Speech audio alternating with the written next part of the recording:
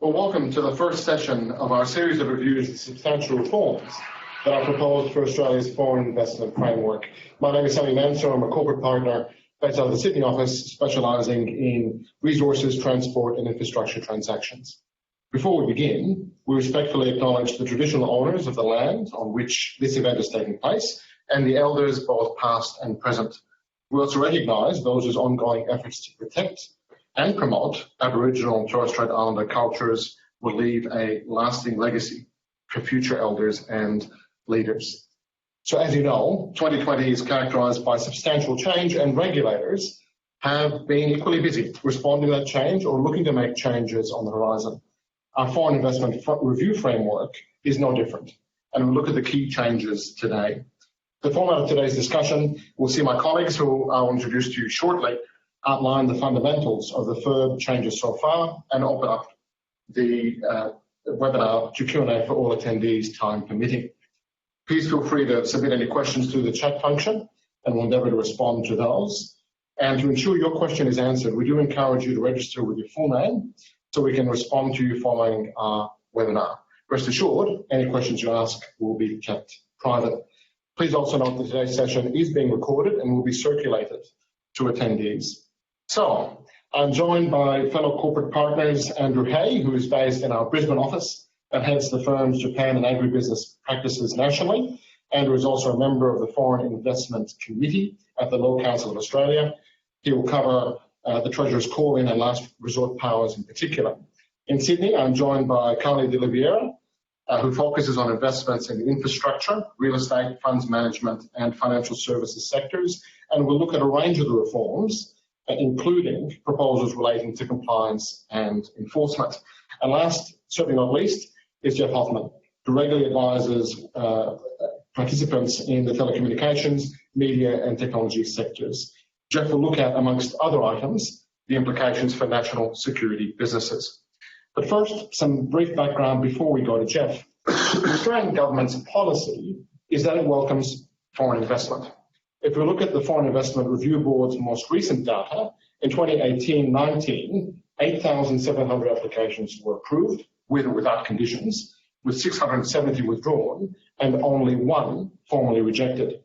And if we think about that in terms of the value of the proposed investment, 230 billion of investment was approved, with about 10 billion rejected. And in terms of inflow across last year, the United States was the largest source of approved proposed investment by value, followed by Canada, Singapore, Japan and China. Our legislative regime comprises of the Foreign Acquisitions and Takeovers Act. You'll hear our presenters talking about the FATA and the regulations, with specific industry legislation also applying. Now, when we track major reforms, as you'll see on that slide, 2015 saw the introduction of the current legislative framework, and early this year, the Treasurer announced that all thresholds would drop to zero on the back of the COVID pandemic. Of course, the Australian legal foreign investment framework does not exist in isolation. If you have a look at that slide, legislative reform occurred in other economies substantially around 2018-2019 in response to a number of geopolitical factors.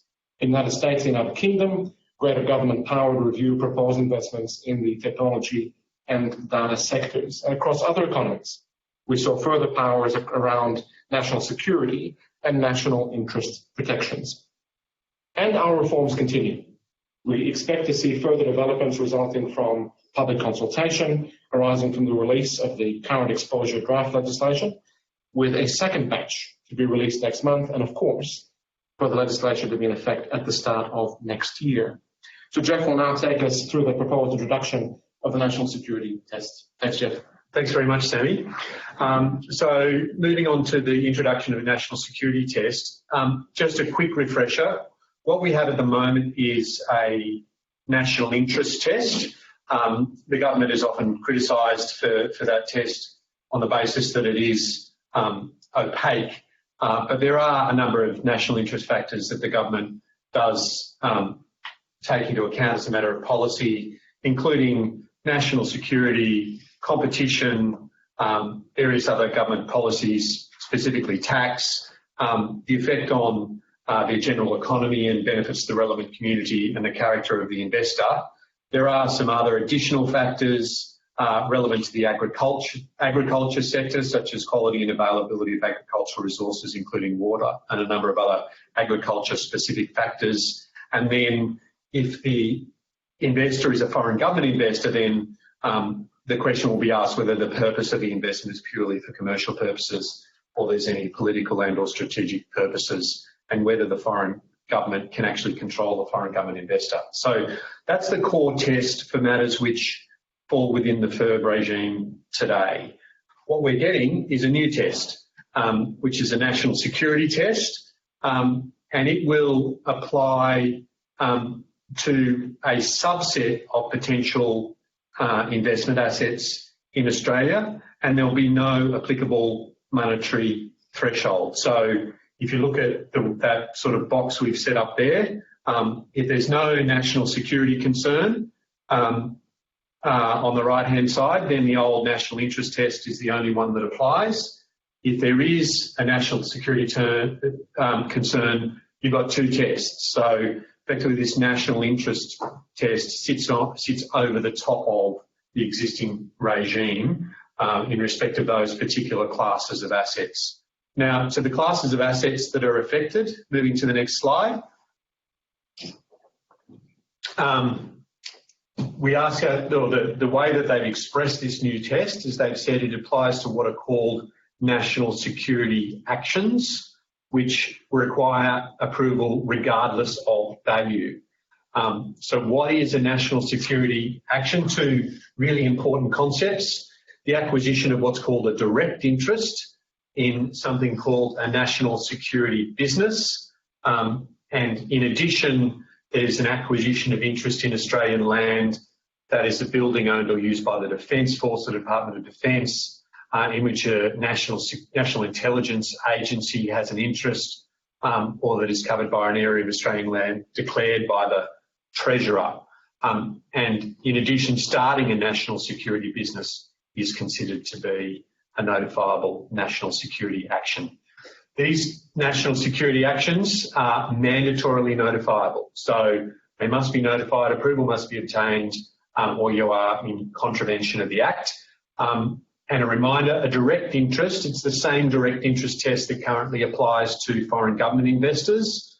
So starting from the bottom, if you're investing 10% or more, you will be acquiring a direct interest. But equally, you could be acquiring a smaller interest if you actually have some sort of arrangement or control in respect of the business or governance of that entity. So default 10%, you've got a direct interest, and then if there's anything, shall we say, peculiar going on between the investor and the target, then it may be less than 10%.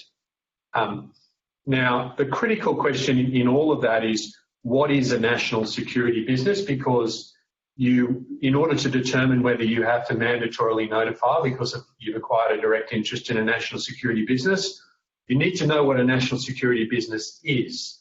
And so flipping to the next slide, I call this the Coke Pepsi challenge, because the reality is, until you've actually lifted the lid on the business, you don't know whether or not it's a national security business. If you look at the breadth of the test, it could capture an enormously broad range of activities, and until you've actually done due diligence on a target or have some clear insight as to what the target is doing, you will never know whether it's a national security business. The relevant types of businesses are businesses that own or operate or are licensed to operate power, gas, water, port or other critical infrastructure for the purposes of the Security of Critical Infrastructure Act.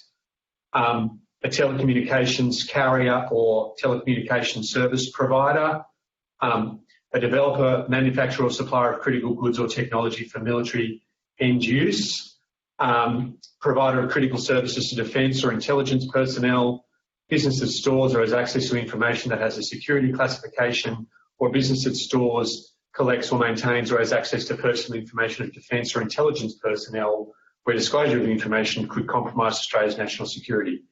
So I think, as I said, the really critical thing to remember there, and I think it's a a part of this Act that I know a lot of people are putting submissions in because it does create real issues is that if you're investing in companies, if you're effectively investing in listed stocks without or deciding whether or not to invest in listed stocks without having had the opportunity to do or without doing underlying due diligence, as I said, it's the Pepsi Coke test. You may have some idea, but you don't really know until you've lifted the lid. I think now I'll hand over to Andrew, who's going to talk about a couple of other powers the Treasurer is seeking to give himself. Thanks, Geoff. And good morning to everyone. I'm going to take you through two new powers of the Treasurer under the proposed amendments to the Foreign Acquisition and Takeovers Act. The first of those new powers is the call-in power, and that is a power that relates to foreign investments that have not yet been screened by FIRB.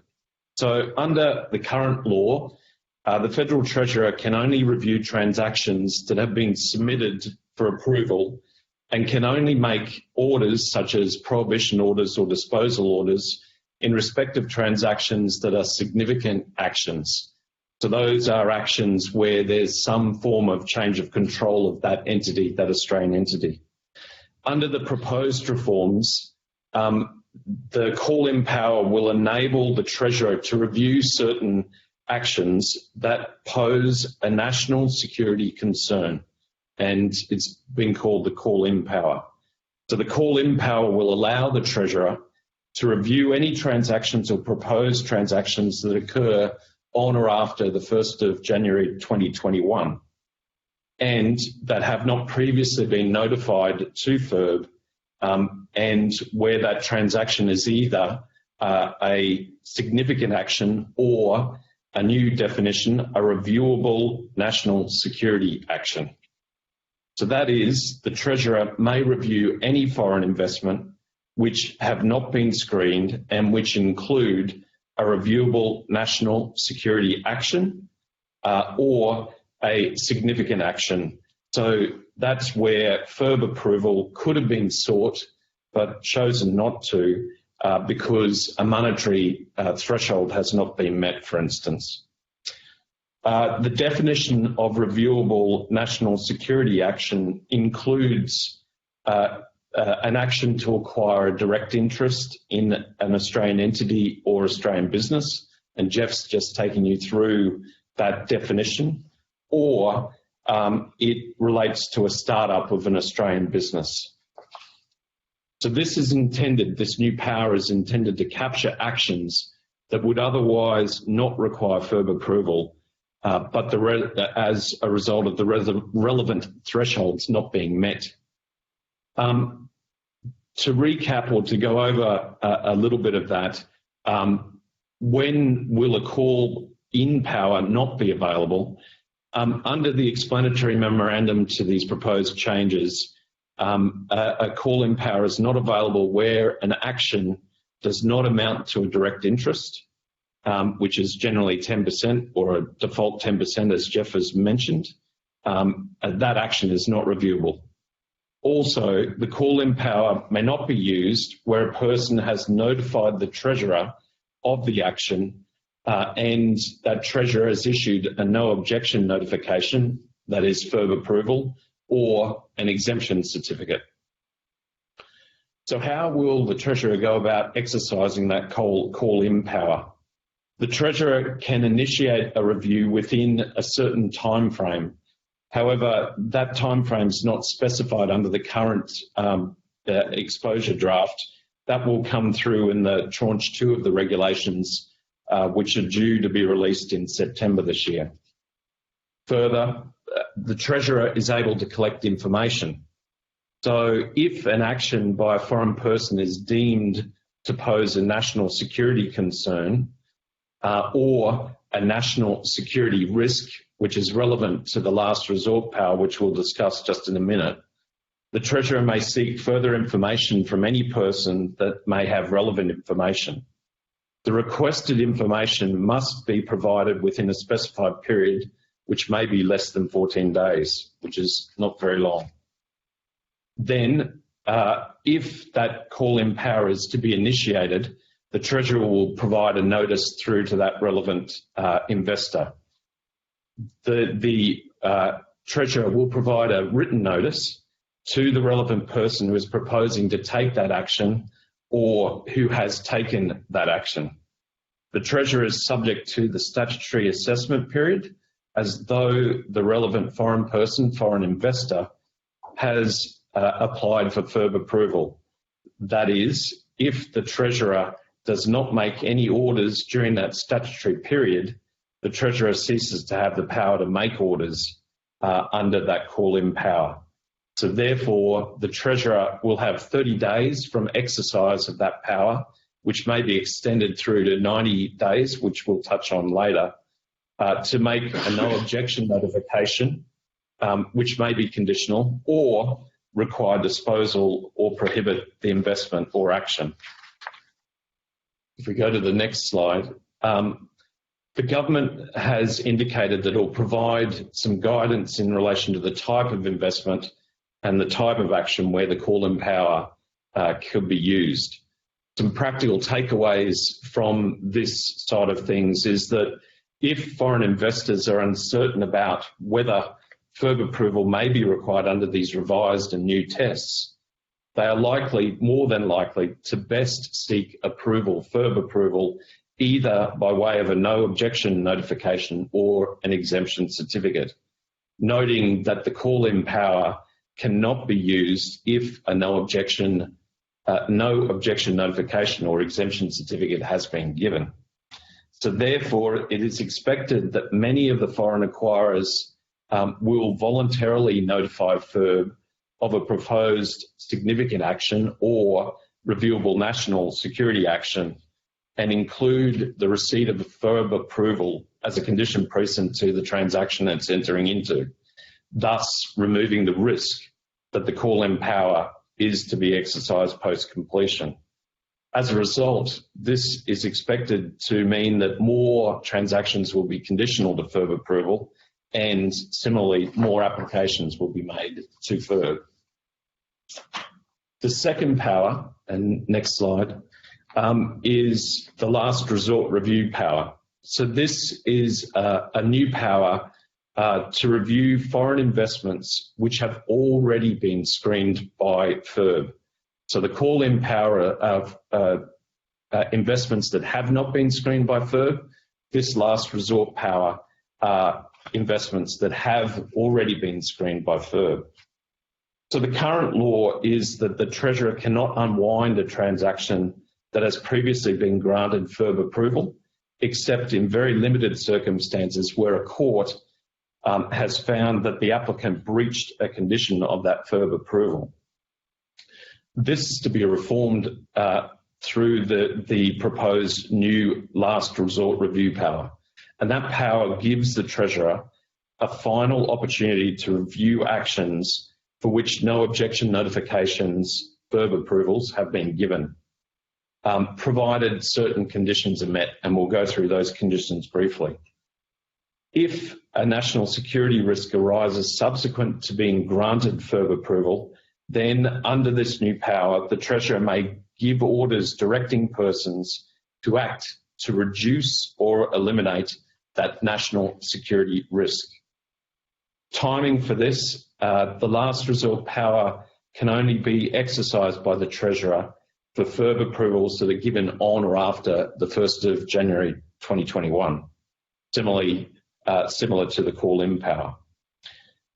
So how is that last resort power to be exercised? If the Treasurer considers that a national security risk exists in relation to a particular action, the relevant person must be provided with a notice with reasons setting out the Treasurer's considerations. That notice may be redacted, possibly in full, on the grounds of national security. And what are the consequences then if the Treasurer exercises that power? So if the Treasurer is satisfied that there is a national security risk that exists, the Treasurer may exists, and there is an ability to reasonably necessary to reduce or eliminate that national security risk, then the Treasurer may act to either require disposal of that asset or impose new conditions on that investor in relation to that asset. At this stage, there is currently no guidelines from FIRB on what an asset disposal would require in terms of process or timing. Next slide, thanks. So what are those conditions that need to apply before the Treasurer can actually exercise this last resort power?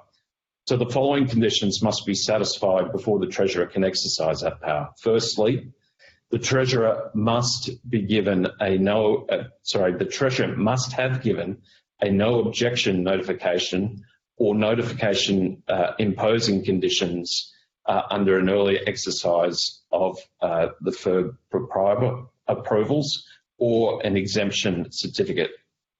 Secondly, the Treasurer must have undertaken a review of that relevant transaction that had previously been given FIRB approval. And thirdly, prior to undertaking that review, the Treasurer must have satisfied himself or herself that the national security risk and consideration arises from a false or misleading statement or omission made by the investor in the original FIRB approval, or the business structure or organisation of the investor or the investor's activities has materially changed since that FIRB approval was first given, or the circumstances or market relevant to that action has materially changed since the FIRB approval. So you can see that is quite a broad area of circumstances. In addition to those conditions, prior to exercising that last resort review power, the Treasurer must give the investor notice of the review, unless it would prejudice Australia's national interest to do so. Consider relevant advice from the national intelligence community, and based on that advice, come to a decision that a national security risk exists. Thirdly, give the investor notice that the decision of the Treasurer's decision, along with reasons. As I said, that information may be redacted on national security grounds. Fourthly, needs to take steps to negotiate in good faith with the investor to achieve an outcome of eliminating or reducing the national security risk so as to avoid making an order or imposition of the new or varied condition. And then finally, be satisfied that the use of other options under the existing regulatory systems of the Commonwealth, state or territories would not adequately reduce the national security risk. So some further notes in relation to that review power. Firstly, the exercise of that last resort power by the Treasurer may obviously have significant consequences for foreign investors. It is envisaged that the power, however, will only be used where a new national security risk has arisen in relation to a particular action. Notably, this power cannot be used to revisit national security concerns that could have been addressed when the initial notification or application was made to FIRB. There are conditions that apply to these, as I've mentioned. Secondly, as a result of these conditions and the circumstances upon which the review can be made, given those conditions must be met prior to the Treasurer being able to exercise the power, it is likely that the power will only be exercised in exceptional circumstances. And thirdly and finally, there is an ability to review the Treasurer's decision. So as a safeguard, the foreign investor may seek a review by applying to the Administrative Appeals Tribunal. This review of the decision by the Treasurer as to whether the national security risk exists. And I query whether that review should be made wider than just looking at national security risk or whether a national security risk exists. So that is it briefly about the two new powers. I now pass across to Kylie, who will outline more of the proposed amendments under the exposure draft. Thank you very much. So firstly, we'll deal with streamlining of rules applying to funds with foreign government investors. So on this slide is just a recap of what a foreign government investor is. As many of you will know, the Australian foreign investment laws impose significantly more stringent requirements on investments by foreign government investors, or FGIs. The definition of FGI is broad, and it involves investors like sovereign wealth funds, state-owned enterprises and state pension funds. It also includes investment vehicles in which they have a significant interest. The relevant thresholds appear on the slides there. Now, the notification thresholds are much lower for FGIs and often include a $0 financial threshold, whereas the threshold for most investors to have to notify FIRB on most deals is $275 million. That is in normal times, not during the current COVID-19 restricted times. That means that most investments in Australian assets by FGIs, from large even to the very small, as well as some restructures, will require notification to FIRB with consequential costs and delays due to processing times at FIRB. Slide. This is a particular issue for institutional investors and private equity investors. And you'll see here on the slide an example of the sort of structure that's quite commonly used. Now, private equity funds and institutional investors often have many investments, potential investments in Australian assets. Most private equity funds and institutional investors will need FIRB approval under the existing FGI screening rules, because it's very often the case that those funds have large investments by FGIs in their fund structure. Now, in these sorts of structures, those FGIs and the other investors in them are generally passive. That means that the limited partners in the funds have no influence or control over investment decisions or management of the fund. So under the reforms, certain investments made by these sorts of entities, which are currently classified as FGIs, depending on how large the stake the FGI LPs have in them, will be exempted from the obligation to make notifications to FIRB. The government says that this exemption will be non-discriminatory and will apply only when no FGI has or could be perceived to have influence or control over the investment or operational decisions of the entity or any of the underlying assets. That is, it's the investment manager of the fund and not the FGIs who are calling the shots. Next slide.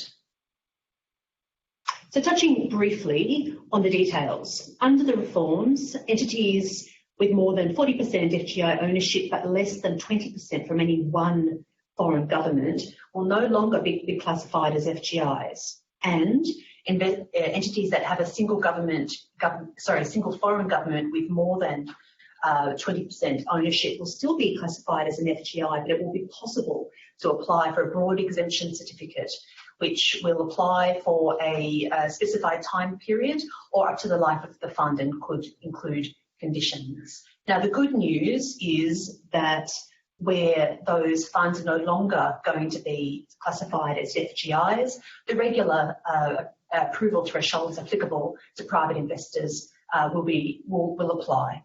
The main benefit here to investors is that these sorts of funds may more quickly close deals and or acquire sizable pre-bid stakes below those thresholds for private investors, as I mentioned, generally $275 million, without the cost and delay of having to go through the FIRB process first.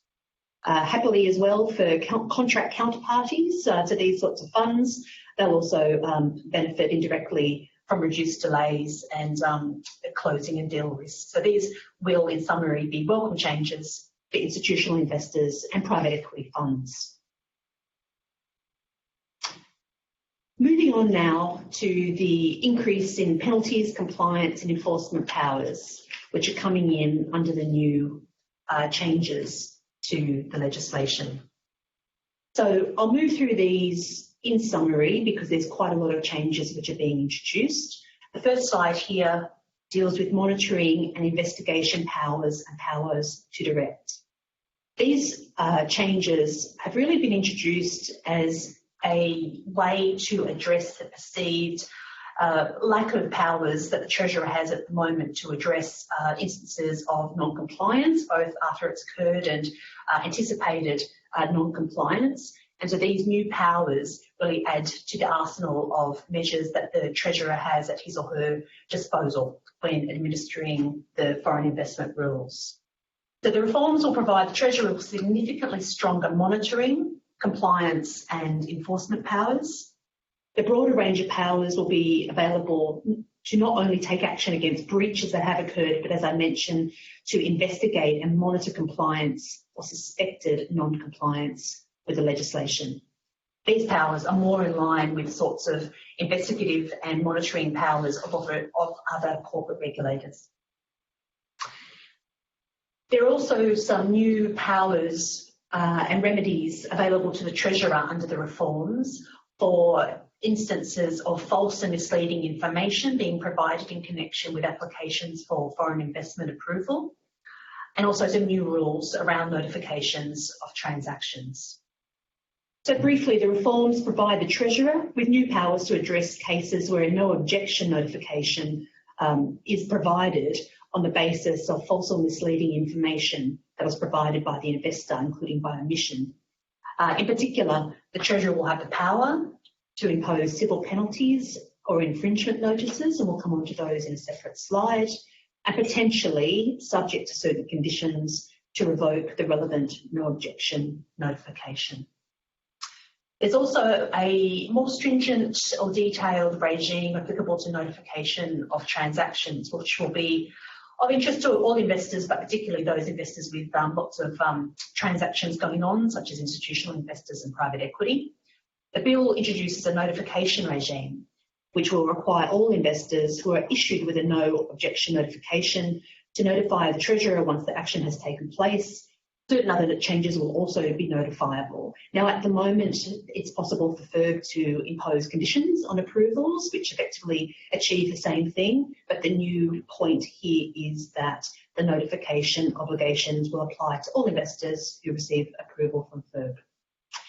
The notification period under the reforms is 30 days of the action having taken place. This is quite short, and there's some concerns around that, particularly in the context of transactions such as global deals which have an Australian component. With the increases in penalties for non-compliance, that quite short 30-day period is of some concern from a compliance perspective. Separately, for investors, this will increase the compliance burden associated with foreign investment rules in Australia, particularly, as I said, for institutional investors of private equity that may have numerous investments. Next slide. I'll just touch briefly on this because all the facts and figures are there. Suffice to say, the reforms significantly increase the civil and criminal penalties under the legislation, and the point of this, of course, is to seek to ensure that the penalties act as an effective deterrent.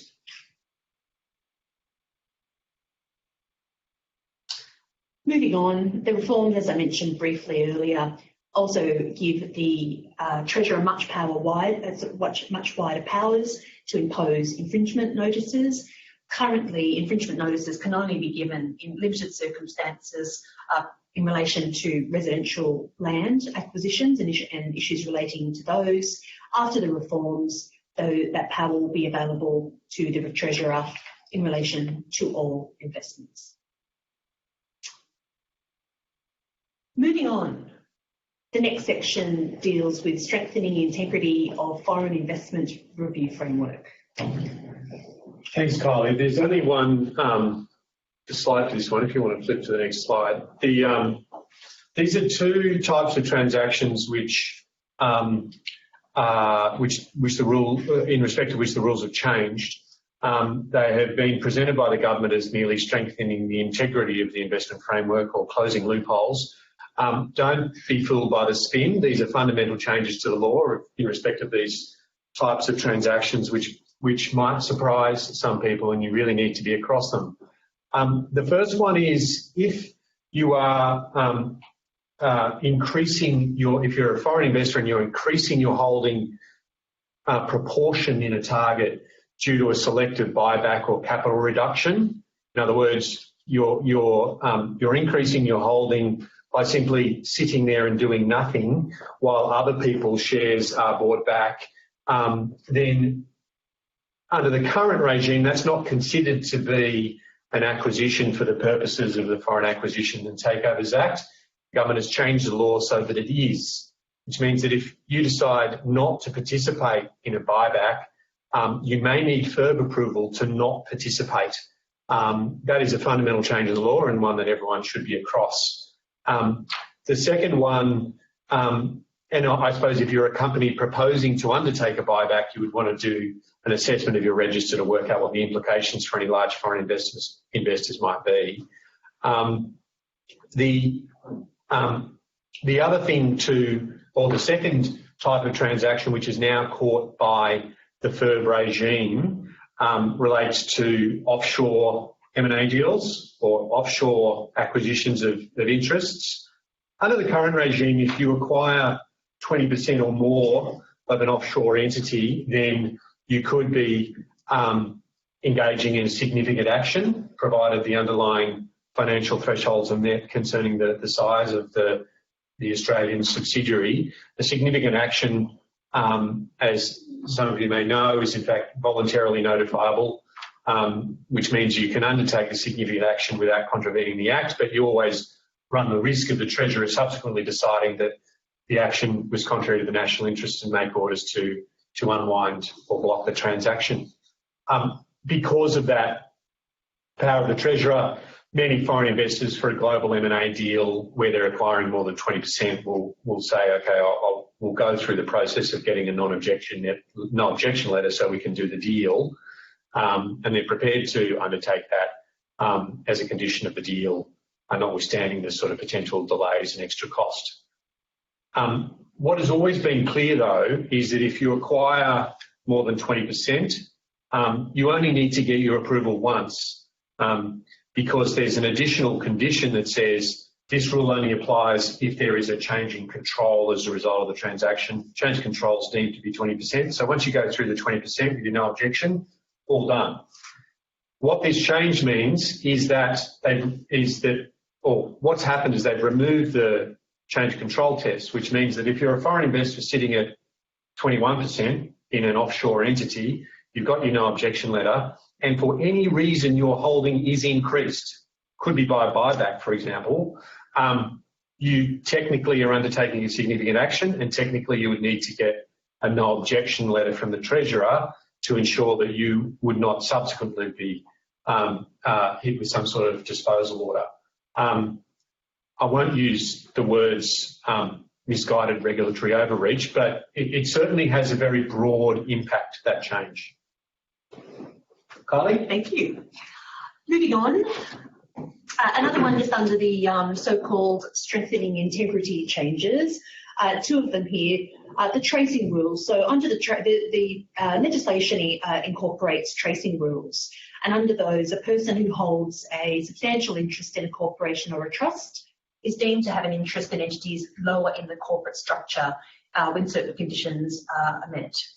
Now, the whole point of these tracing rules is to enable beneficial interests to be traced through interposed entities all the way up the chain, so as to determine whether entities higher up in the corporate structure require approval for a proposed acquisition of Australian securities or assets. Now, as currently drafted, the legislation does not extend the tracing rules to unincorporated limited partnerships. These are vehicles which are very often used by PE and also institutional investors. This is being addressed under the reforms so that it is clear that the tracing rules can be applied to unincorporated limited partnerships in the same way as they currently do to corporations and trusts under the legislation. The second one I'll just touch on quite briefly. This is all to do with the legal principle of presumption of advancement. So where a foreign family member provides funds, for example, to their Australian child or spouse for the purpose of them to be able to acquire land, for instance, the provision of those funds is presumed to be a gift under the general law. Now, the reforms address the concerns that this principle had allowed foreign persons to advance funds to Australian resident family matters for the purchase of Australian land without scrutiny of that transaction under the Act. That means that really foreign investors are using this principle to get around the foreign investment laws. This presumption will now be reversed and evidence will now be required to be shown that the funds have genuinely been provided by way of gift, effectively closing that loophole. The next slide just deals with the reforms, the changes that are coming about information gathering and sharing. There's quite a bit going on which is relevant to investors. Now, the first one is the Register of Foreign Ownership of Australian Assets. Now, there is currently a register in existence for foreign ownership of agricultural land and water rights. That is going to be extended enormously to essentially capture all investments by foreign persons. And the way that register will be compiled essentially is by imposing an obligation on foreign investors to advise the Treasurer of various notifiable events. As I mentioned before, that would include closing of a deal for which approval had been given. There's a whole list of notifiable events in addition to that, all which will feed into that register of foreign ownership of Australian assets. As I mentioned earlier, this potentially creates an administrative burden for investors. Given the broadness of events captured, there's also an increased possibility of inadvertent breach, so it's really something that investors or potential investors in Australian assets need to be aware of. As I mentioned as well, the 30-day notice period for advising those details of actions is short and needs to be noted as well. And then the second half of the slide there just notes that there's some reforms which put into the legislation and enshrine the ability of FIRB to share information received during the approval process with other governments and government departments. A great deal of information sharing goes on at present. As many will be aware, that's being set out in the legislation. And there's also new laws which enable in certain circumstances where there's a national security issue for information to be shared with overseas governments. That's new. Moving on now to foreign investment fees. Fairly quickly, because we don't have a lot of detail about what it is the government is proposing in practical terms, there's some changes in the reforms which basically allow the government some flexibility about how to set the fees applicable to applications made by investors for approval under the Act. The government's stated that the reforms aim to simplify the existing fee framework, so we all look forward to hearing about the simplification there. Fees are able to be continually reviewed to ensure that they cover the costs of administering Australia's foreign investment review system. So a bit of a work in progress there as to what that really means for investors. And the next one is under the reforms. There will be some changes to the way that the statutory review period is changed for applications made to FIRB. This slide here briefly sets out the current position, 30 days essentially, and where the Treasurer requires more time, as the Treasurer very, very often does. It's a matter of going to investors usually and requesting their agreement to extend the approval period. That's all going to change, not really as a practical matter, but under the law, what will happen now, next slide, is that the Treasurer will be able to unilaterally extend the review period without needing to go to applicants to seek their application. And that's it. Samy. Thanks so much, Kylie, and thank you to those of you that have submitted questions. Andrew, we might go to you first if we can. What impacts are you currently seeing on investment inflow with the thresholds being reduced to zero? Thanks, Samy. I think that question needs to also be looked at with the increase in the statutory time through to 6 months. Obviously, there are more applications being presented to FIRB and a longer period of time for the assessment of those applications. It's led quite a few foreign investors to really consider whether and question whether Australia is still an open economy for foreign investors. I think the answer to that is still very much yes.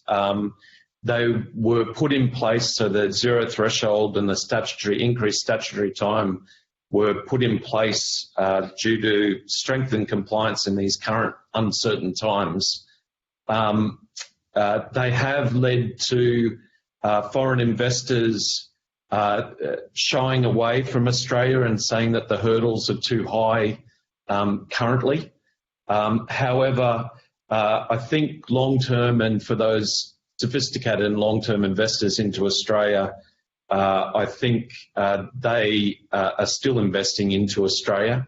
And thankfully, I note that the zero threshold and also that increased statutory time period is expected to finish on the 31st of December this year, with the new laws coming into place from the 1st of January 2021. So hopefully there's only a little bit more of that zero threshold dollar and increased statutory time to go. And yeah, it'll be good riddance, I think.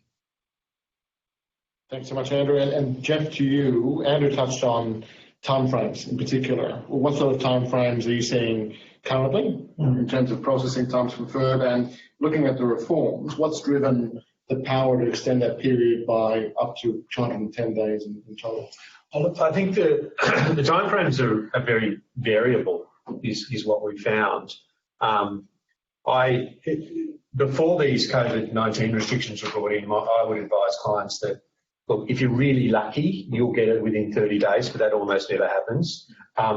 You should be able to get it within 60 days, and you should definitely be able to get it within 90. That was kind of the way that I looked at it.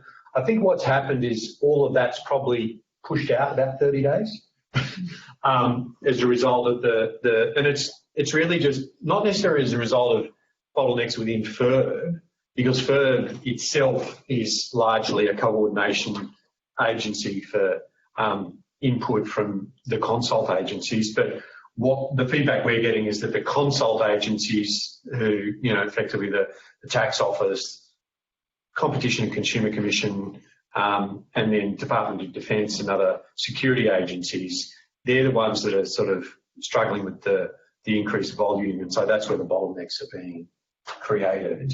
Why is the Treasurer why has the Treasurer now got additional powers to extend?